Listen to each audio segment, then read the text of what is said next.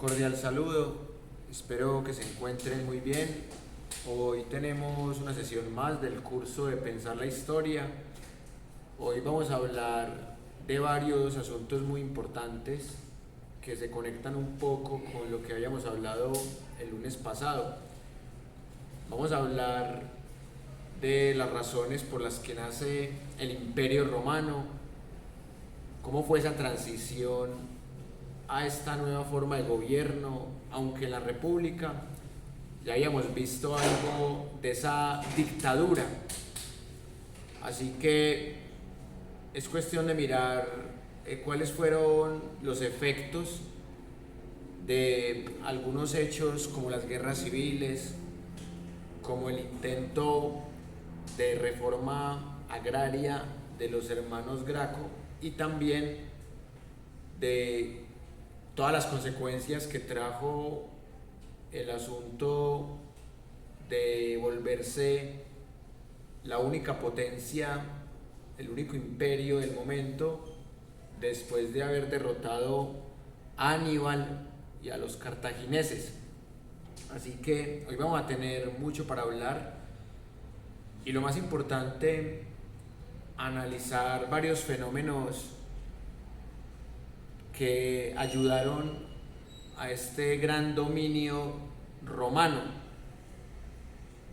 Aspectos que van desde la tecnología hasta asuntos asociados con la herencia familiar, lo que convierte a Roma en una sociedad de familias, de castas, que unas heredan el poder de otras,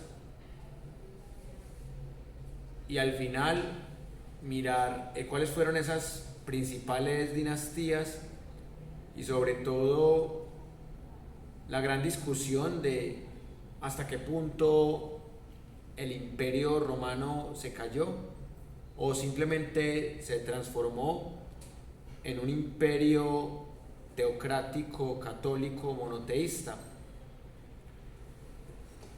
Hoy vamos a discutir básicamente 3 libros. Hoy traje menos libros que la vez pasada porque hoy el tema es mucho más específico y hoy vamos a hablar de menos años porque en las clases pasadas hemos hablado hasta de 500 años. Hoy también vamos a hablar casi de 500 años, pero vamos a distribuirlo en estos 3 libros que nos hablan de 3 importantes momentos. Primero, cómo se estructura y se configura la Roma imperial. Segundo, cómo se establece un dominio de Roma sobre todo el mundo. Y por último, por qué, según la historiografía oficial, se cae el Imperio Romano. En este primer libro vamos a ver todo lo que pasa tras el asesinato a Julio César y también cómo se da ese enfrentamiento entre Marco Antonio y Octavio Augusto. Y hay una figura muy importante que es Cleopatra VII, que en algunos testimonios no se le menciona, no se le considera como ese testimonio que hemos visto inicialmente, en donde hablan del tema de los acueductos, del desarrollo de las comunicaciones, de la formación de las ciudades a partir de la higiene, pero ignoran, hasta donde pudimos ver, la influencia que tuvo Cleopatra VII, no solamente en que asesinaran a Julio César, sino también en que Marco Antonio, el lugarteniente de Julio César, resultara también derrotado por el sobrino de Julio César, Octavio Augusto. Precisamente vamos a empezar a argumentar cuáles fueron las causas de la caída de la República. La primera gran causa es el desgaste que había con los cónsules, con las crisis internas tras la fallida reforma agraria de los hermanos Graco,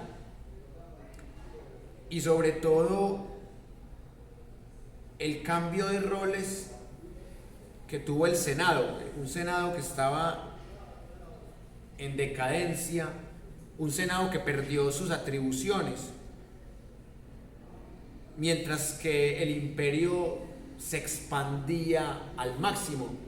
Y también es muy interesante analizar por qué en este contexto fue tan importante el tema de las guerras civiles como un factor para desordenar internamente al imperio.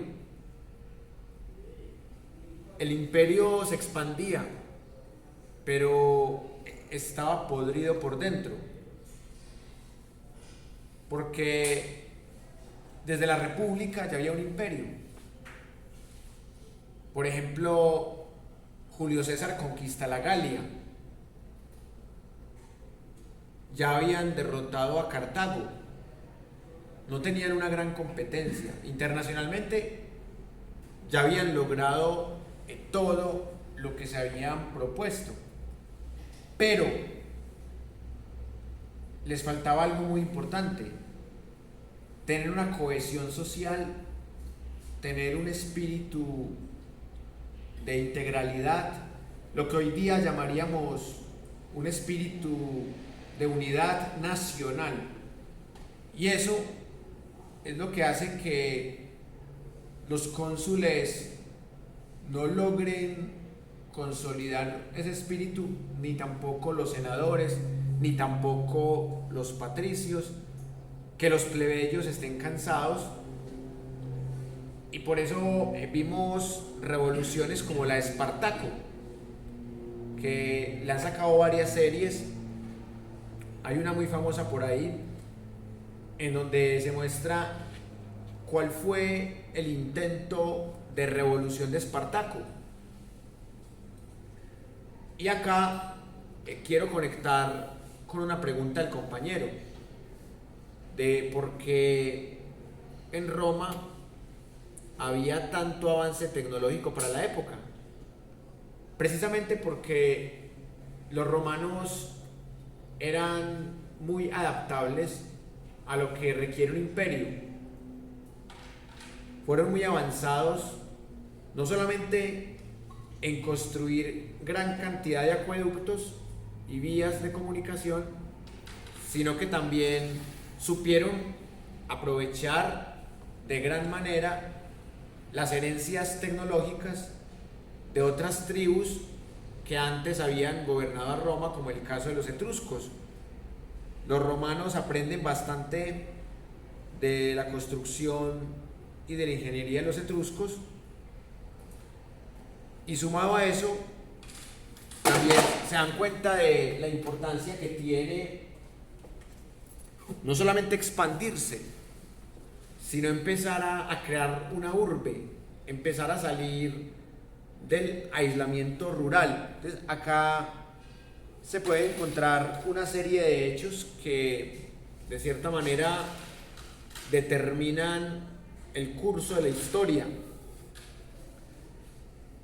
Y ya en el año 44, antes de la era cristiana, empezamos a ver esa decadencia de la República, porque Julio César no es todavía el primer emperador romano. Es el último gobernante de la República, pero es un tirano que lo nombran dictador, que abusa de su poder, y ahí ciertos documentales se quedan cortos al decir que lo mataron simplemente porque el tipo se creía dictador. Hay una razón fundamental por la que asesinan a Julio César, y es porque hay un temor generalizado entre senadores y patricios por la relación, entre comillas, sexual, sentimental que él tiene con la reina de Egipto, Cleopatra VII. Recordemos que Julio César era un hombre muy mayor en edad al lado de Cleopatra. Las fuentes más citadas y más oficiales dicen que cuando Julio César llegó a Egipto tenía 52 años y Cleopatra apenas tenía 18. Cleopatra, heredera de la dinastía de los Ptolomeos, obligada a casarse con su hermano Ptolomeo, tenía que buscar la forma de quitarse a su esposo hermano del camino. Por ser mujer, Cleopatra no tenía el poder absoluto en Egipto. De ahí toda la parafernalia que Cleopatra prepara para seducir a Julio César. Cuenta la leyenda que cuando Julio César llegó a Egipto, Cleopatra lo recibió con bombos y platillos, se gastó hasta el último centavo, como diríamos hoy, para recibirlo de una manera original, creativa y sensual. Cleopatra cae en una alfombra a los pies de Julio César. Eso es lo que cuenta la leyenda. Y de inmediato hubo una seducción mutua que a ambos les convenía. A Cleopatra para quedarse con el poder absoluto en Egipto y a Julio César para seguir expandiendo su poder en un aparente triunvirato, en donde ya había rupturas con los otros dos más poderosos de Roma, que en ese momento eran Pompeyo y Craso. Pero Pompeyo y Craso ya estaban muy debilitados y ellos terminaron muertos. Entonces, cuando Pompeyo y Craso terminan muertos, Julio César queda como el amo absoluto de Roma. Entonces, por eso algunos dicen que ahí es cuando nace el Imperio Romano, sin que todavía se le llame Imperio Romano, cuando Julio César ya queda como el amo absoluto. Y justo por esa época, Julio César empieza a expandirse y tiene un hijo con Cleopatra VII, que no es un dato menor, llamado Cesarión o Pequeño César. Y esto es lo que más preocupa a las castas romanas, porque mientras que Cesarión es legítimo en Egipto, en Roma es un bastardo. Y el Senado y los patricios deciden que Julio César debe morir y en efecto es asesinado.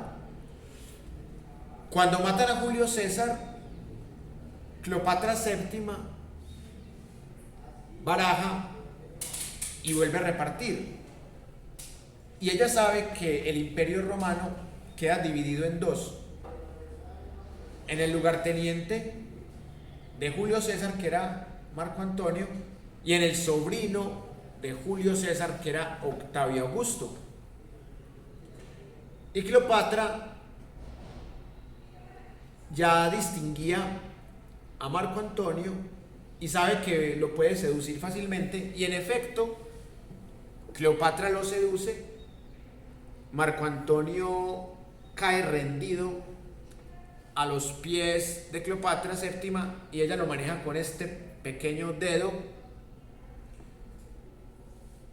Y ahí es cuando Octavio Augusto señala a Marco Antonio como un traidor, olvidándose que su tío también, entre comillas, traicionó a Roma. Y ahí es cuando nace la última gran guerra antes del nacimiento del Imperio Romano. En esta guerra, las huestes de Octavio Augusto derrotan a las de Cleopatra VII y a las de Marco Antonio, y ya cuando están vencidos, ambos terminan suicidándose. Marco Antonio enterrándose la espada, Cleopatra enredándose en una serpiente bastante venenosa, y allí es cuando nace el Imperio Romano,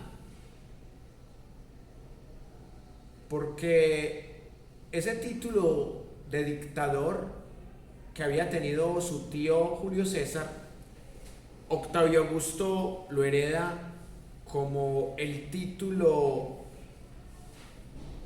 de César, que significa nada más y nada menos que emperador. Y acá es en donde se pasa inexorablemente a la época imperial y queda enterrada lo poquito que quedaba de la antigua República Romana. Y por eso mismo es muy interesante ver, por ejemplo, qué se estaba escribiendo en la época. Virgilio era uno de los grandes escritores y poetas de esta época. Escribe las bucólicas y las geórgicas, y allí se retoman dos asuntos muy importantes para la identidad romana. Por un lado, el tema del amor por la tierra, de los amores pastoriles, y por el otro, el tema de qué es la identidad romana, cómo se puede construir una identidad. Se sigue creyendo en varios dioses, pero esos dioses empiezan a llamarse de otra manera, como lo vimos en la clase antepasada. Otro hecho muy interesante es cómo Cayo Octavio Turino, el más conocido como Octavio Augusto, logra superar todo lo que quedaba de la República. Así como hubo un triunvirato entre Craso, Pompeyo y Julio César, cuando se da la guerra contra Cleopatra y Marco Antonio, había otro triunvirato que se conoció como el segundo, en donde estaba el mismo Marco Antonio, en donde estaba Octaviano y Lépido. Pero Lépido se mete en otros territorios y queda como un jefe menor ante la gran pelea de Octavio y de Marco Antonio. Y en ese contexto podemos ver que se crea un reino helenístico, tolemaico, entre Marco Antonio y Cleopatra, un reino que fracasa totalmente. Y también hay que decir que la flota de Cleopatra en el Atun, en la batalla del Atun, queda derrotada, y ahí se certifica totalmente el nacimiento del Imperio Romano, y es el Senado el que por los años 20 antes de Cristo le otorga al señor Octaviano el título de Augusto. Entonces ahí es cuando se empieza a llamar Octavio Augusto.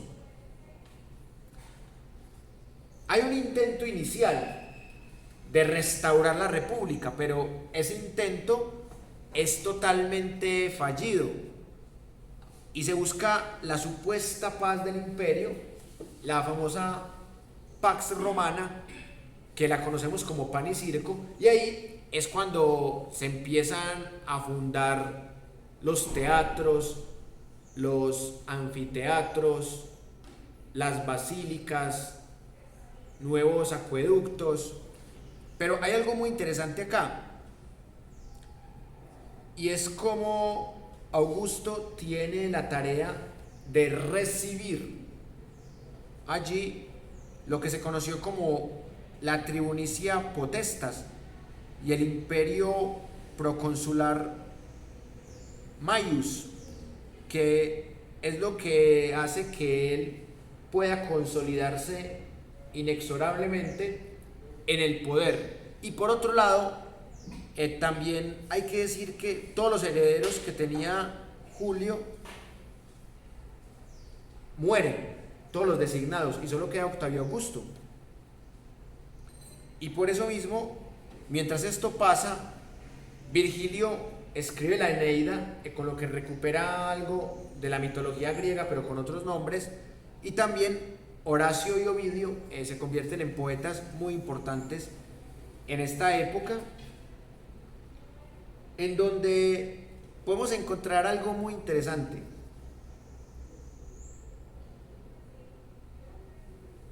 El papel que empiezan a jugar los judíos, que ahorita vamos a tocar ese tema, porque los judíos han sido una civilización bastante perseguida en la historia. Algunas personas han dicho que los judíos tienen la culpa de todos los males de la humanidad. En la Edad Media les echan la culpa de la peste negra, pero en este contexto los romanos veían a los judíos como una colonia más.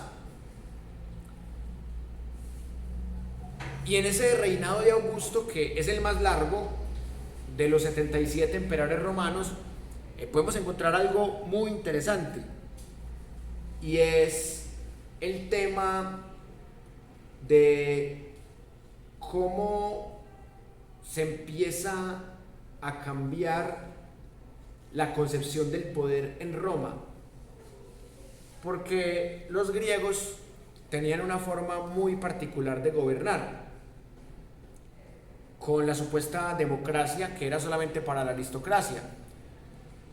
Pero los romanos empiezan a ver la fuerza, empiezan a ver, entre comillas, la hombría como la posibilidad de perpetuarse en el poder. Y algo muy importante respecto a esa pregunta por las vías de comunicación, por los acueductos y demás, que Roma empieza a marcar la diferencia en dos aspectos: en crear una protorrevolución higienista. El agua los lleva a creerse superiores a otras culturas también. Los romanos somos los limpios, somos los aseados, y mire que todavía se construyen así las civilizaciones. Nosotros somos los sanos, somos los aliviados, somos los limpios. La burguesía del siglo XIX hereda esta estrategia de la limpieza, de la revolución higienista. Y por otro lado, el tema que ya habíamos mencionado la vez pasada del cabello corto. Durante el Imperio Romano se empieza a masificar el uso del cabello corto en los guerreros como forma de tener un plus para derrotar a otros, porque al tener el enemigo el cabello largo era más fácil agarrarlo y derrotarlo.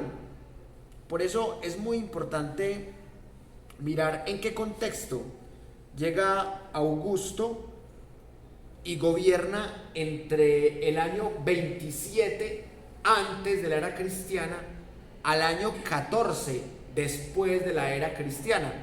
O sea, miren ustedes que estamos hablando de prácticamente 41 años en el poder. Entonces, eso es una dictadura con todas las características, con todas las estructuras hegemónicas. Mientras que Calígula, por ejemplo, que ahorita hablaremos de él, gobernó apenas 3 años con 8 meses. Entonces, es muy diferente la mala prensa que tiene Calígula, o el mismo Nerón, o el mismo Domiciano, a la mala prensa que tiene, por ejemplo, Octavio Augusto, o el mismo Calígula, que tiene muy mala prensa. Tácito y Suetonio, que son dos de los grandes historiadores, le hacen muy mala prensa Y precisamente eso hace que cuando se escoja el top 3 de los peores emperadores romanos, siempre digan que los peores son, por ejemplo, Calígula, Nerón y Domiciano. Pero es porque fueron los que tuvieron peores escritores o escritores más parcializados que contaron su historia.